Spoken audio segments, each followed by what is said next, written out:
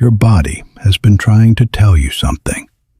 Not loudly, not dramatically, quietly, patiently, in the only language it knows, the language of symptoms. Before almost every silent heart attack, the kind that arrives without warning, without chest pain, without any of the dramatic signs we have been taught to expect, the body sends signals. 10 of them. Days before, sometimes weeks before. Ancient healers knew this. They studied the body the way astronomers study the sky, watching for patterns, for shifts, for the small changes that signal something larger is coming. They called it reading the body, and they were extraordinarily good at it. Today, I am going to share those 10 warnings with you, not to frighten you, but because the healers always said, a warning seen is a life saved. First, you need to understand what a silent heart attack actually is. Most people believe a heart attack always announces itself with crushing chest pain, a dramatic collapse, an unmistakable emergency. But nearly half of all heart attacks are silent. They happen without the classic chest pain, without the left arm radiating, without the movie scene moment where someone grabs their chest and falls. They happen quietly, while a person is going about their day, sleeping, sitting at a table, walking slowly to another room. And because the signs do not match what we have been told to expect, most people miss every single one of them. Ancient Egyptian physicians were among the first healers to document what happened to the heart before it failed. They described the heart not as a pump, but as the seat of life itself, the center from which all other life flowed. They believed the body would always announce its suffering before the crisis came. Always, if you knew what to look for. In ancient China, physicians spent decades learning to read the body's signals. They studied the face, the skin, the quality of the breath, the temperature of the hands and feet, the color of the lips, the texture of the tongue.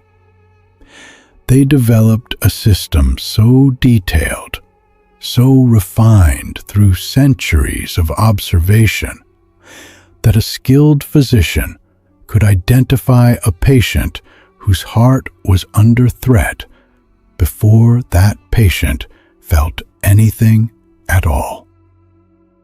These healers understood something fundamental. The body does not fail without warning. We simply stopped learning how to listen. These are the 10 warnings they watched for. The first warning is one that most people dismiss entirely because it seems too ordinary to mean anything serious. Extreme and unusual fatigue. Not the tiredness that comes from a long day or a poor night of sleep. Ancient healers were very specific about this distinction. They described it as a heaviness that did not lift, a tiredness that arrived for no reason and refused to leave despite rest. A woman who feels exhausted after climbing stairs she used to climb without thought. A man who needs to sit down after a short walk that once required no effort at all. What is happening in the body during this warning is significant. When the heart is struggling, when blood flow is becoming restricted, the muscles and organs throughout the body begin receiving less oxygen than they need to function normally. The body responds by conserving energy wherever it can. Every non-essential function slows. The result is fatigue that feels disproportionate to the activity that caused it. Ancient Chinese physicians called this the exhaustion of the heart fire. They understood that when the body's central engine was under strain, the entire system would begin to slow. If you or someone you love has been experiencing unusual fatigue, tiredness that cannot be explained by lifestyle, by sleep, by illness, that deserves attention, not dismissal, attention. The second warning is one that ancient healers specifically associated with the heart, and that modern medicine has now confirmed as one of the most reliable early indicators of cardiac stress: shortness of breath without exertion, feeling breathless while sitting quietly, waking in the night unable to catch a full breath, finding that a conversation, something as effortless as speaking, leaves you slightly winded in a way it never did before. Ancient Indian Ayurvedic healers described this as the lungs crying for the heart. They understood, centuries before modern cardiology, that the heart and lungs function as a single system. When the heart weakens, the lungs struggle. When blood backs up in the pulmonary system, as it does when the heart is under stress, the lungs begin to fill slightly with fluid. The result is breathlessness that appears without cause. This warning appears on average 3 to 4 weeks before a cardiac event in people who experience silent heart attacks. 3 to 4 weeks. That is enough time to intervene. Enough time to seek help. Enough time for the outcome to be completely different. If your breath has changed and you cannot explain why, your heart may be asking for help. The third warning was considered by ancient healers to be one of the most specific signs that the heart was under threat: pain or discomfort that is not in the chest. This is where most people miss the warning entirely, because they are waiting for chest pain. and the pain arrives somewhere else completely. The jaw, the neck, the upper back between the shoulder blades, the left shoulder, the left arm, sometimes even the upper abdomen, mistaken for indigestion or acid reflux. Ancient healers documented this pattern across thousands of patients over hundreds of years. They noticed that heart suffering rarely stayed in the heart. It radiated. It moved. It appeared in places that seemed completely unrelated to the organ that was actually struggling. They called it referred pain, though they did not use that term. They described it as the body speaking from an unexpected location to draw attention to the place that truly needed it. Modern medicine now understands the exact mechanism. The nerves that serve the heart share pathways with nerves that serve the jaw, neck, arm, and upper back. When the heart is distressed, pain signals travel these shared pathways and arrive at the wrong destination.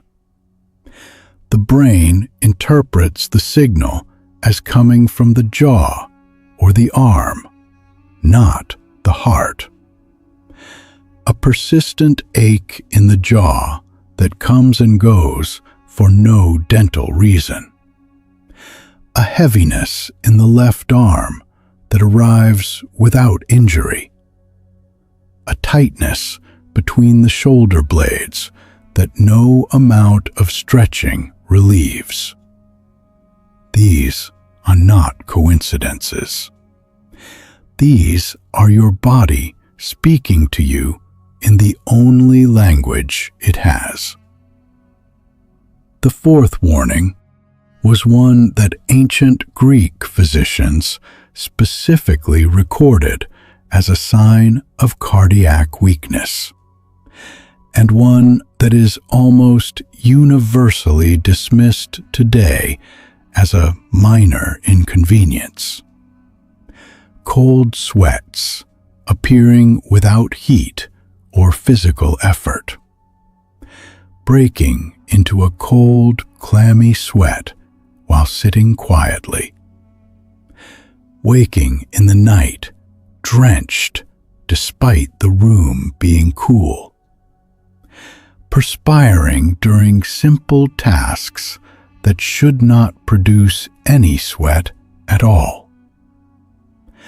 Ancient Greek healers called this the cold dew of the failing heart. They described patients who arrived complaining of sweating without cause and immediately examined the heart. When the heart is struggling to pump sufficient blood, the nervous system activates an emergency response. It signals the body to increase blood flow to vital organs by redirecting it away from the skin. The skin cools. The sweat glands activate not from heat, but from the body's desperate attempt to manage a circulation crisis. The result is the cold, clammy sweat that appears without any logical cause. If you have been experiencing cold sweats that you cannot attribute to fever, anxiety, or menopause, and they are appearing regularly, this warning deserves immediate attention. The fifth warning was documented by healers across every ancient medical tradition, and it is one of the most overlooked warning signs in modern life, because it is so easily explained away. Persistent indigestion, nausea, or stomach discomfort. Weeks of stomach discomfort that does not respond to dietary changes. Nausea that appears without illness. A feeling of fullness or pressure in the upper abdomen that seems to have no digestive cause. Ancient Arab physicians of the Golden Age specifically noted that patients who came to them complaining of persistent stomach trouble, who showed no signs of digestive illness, often had hearts that were quietly failing. The vagus nerve, which runs directly from the brain through the heart and into the digestive system, carries distress signals from the heart to the stomach. When the heart is under threat, the stomach receives those signals and responds as if it itself were the problem.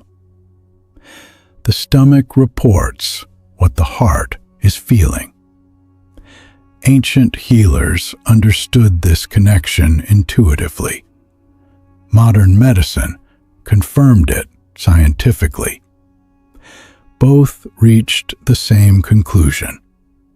When the stomach speaks persistently without cause, listen to the heart. The sixth warning is one that most people attribute to stress, aging, or simply being busy. Dizziness and lightheadedness that comes and goes. Standing up and feeling the room shift. Walking across a room and needing to pause. A sudden sense of unsteadiness that passes within seconds but returns. Ancient Chinese physicians who specialized in what they called heart wind, their term for cardiac conditions, described dizziness as one of the most reliable early signs that the heart was struggling to maintain consistent blood pressure. When the heart is weakened, or when arteries supplying blood to the heart are partially blocked, blood pressure becomes inconsistent. The brain, which is extraordinarily sensitive to changes in blood flow, responds immediately. The result is dizziness that arrives without warning and disappears just as quickly. These brief episodes are the brain signaling that its blood supply just dropped for a moment. That moment matters. Do not dismiss it. The seventh warning is perhaps the most surprising on this list, because it appears not in the chest, not in the breath, not in the stomach, but in the legs. Swelling in the legs, ankles, and feet. Ancient Roman physicians who treated gladiators and soldiers observed that men whose legs began to swell without injury, whose ankles thickened without explanation, were often men whose hearts were quietly failing. They did not understand why, but they observed it consistently enough to record it as a warning.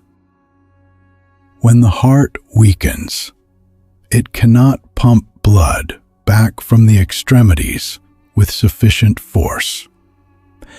blood begins to pool in the legs, ankles, and feet. Fluid leaks from the blood vessels into the surrounding tissue.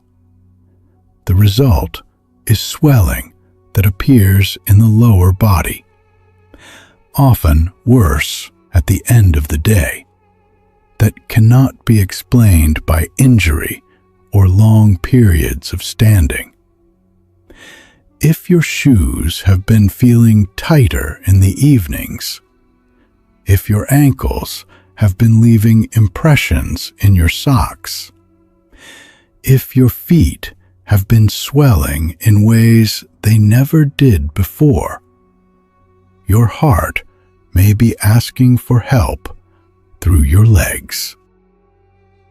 The eighth warning is one that ancient healers specifically described as the sound of the heart struggling, and one that people consistently attribute to age or poor sleep. Snoring and disrupted sleep. Specifically, snoring that involves gasping, choking, or long silences between breaths.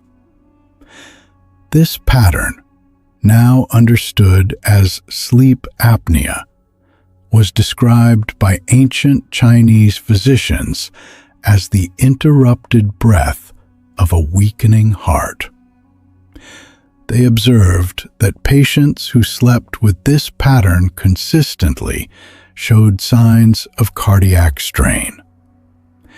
During episodes of sleep apnea, the body stops breathing for seconds or even minutes at a time.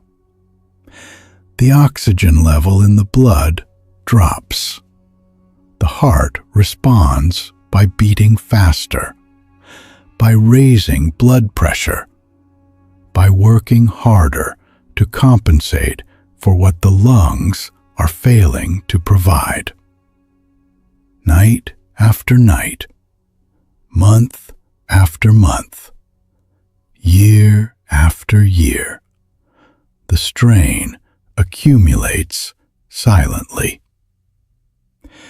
If you or someone close to you snores with interruptions, gasping awake, silent pauses in the breathing pattern, this is not just disrupted sleep. This is a warning that deserves immediate medical attention. The ninth warning was considered by ancient healers to be one of the most personal and intimate signs that the body's central organ was under stress. Persistent anxiety, or a sense of impending doom that has no psychological cause. A feeling that something is wrong, that cannot be explained by life circumstances. An unease that arrives without reason and refuses to lift. A sense that the body knows something the mind does not yet understand. Ancient Indian Ayurvedic healers called this the heart's fear of itself.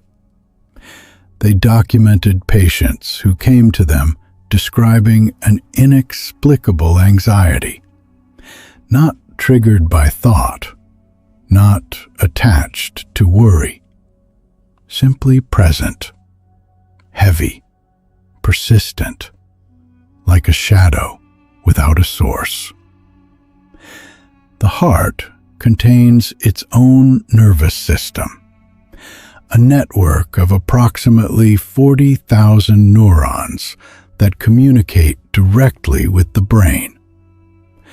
When the heart is under physiological stress, when blood flow is restricted, when the cardiac muscle is struggling, this internal nervous system sends distress signals upward. The brain receives those signals and interprets them as psychological unease. The anxiety is real, but its source is not the mind. It is the heart, speaking in the only language the brain will immediately understand. If you have been experiencing anxiety that has no psychological explanation, anxiety that appeared without a life event to trigger it, listen carefully to what your heart may be telling you. The 10th and final warning is one that ancient healers across every tradition described as the body's most desperate signal, the one that appears when the heart has been trying to communicate for some time and has not been heard. A persistent cough, particularly one that produces white or pink-tinged mucus, and especially one that is worse when lying down. Ancient Egyptian physicians specifically documented patients who came to them with persistent coughs that no herb, no remedy, no treatment seemed to resolve, and who were subsequently found to have failing hearts. They noted that this cough was different from the cough of illness. It had a specific quality. It worsened at night. It was accompanied by breathlessness. It produced fluid that should not have been in the lungs at all. When the heart is unable to pump blood efficiently, fluid accumulates in the lungs. The lungs respond the only way they can, by trying to clear what does not belong there. The result is a cough that will not resolve, because the cause is not in the lungs. The cause is in the heart. And until the heart is helped, the cough will persist. 10 warnings: unusual fatigue, shortness of breath, pain in unexpected places, cold sweats, persistent indigestion, dizziness, swollen legs and ankles, disrupted sleep with gasping, unexplained anxiety, a persistent cough. Not every person will experience all 10. Some will experience 3 or 4. Some will experience only 1 or 2, but persistently, repeatedly, in a way that feels different from anything that came before. The ancient healers taught their students one rule above all others when it came to the heart: never ignore what the body repeats. A single symptom can be coincidence. A symptom that returns again and again in the same form at the same time without explanation is not coincidence. It is communication. It is your body asking with increasing urgency to be heard. I want you to think about something now. Not about yourself, though that matters deeply. About the people you love. A parent who has been more tired than usual. A friend who mentioned they have been short of breath, a partner whose legs have been swollen at the end of the day, a sibling who has been complaining of indigestion for weeks without explanation. The healers always said, the person experiencing the symptoms is often the last to take them seriously, because we minimize our own suffering, because we do not want to cause alarm, because we tell ourselves it is probably nothing. The people who love us see the symptoms more clearly than we do. Be that person for someone today. Share this with them. Tell them what the healers knew. Tell them their body has been trying to speak, and that it is not too late to listen. If any of the 10 warnings I have described today are present in your life, or in the life of someone you love, please seek medical attention. Not tomorrow, today. Ancient healers had no hospitals, no surgery, no emergency medicine. We do. Use every tool available.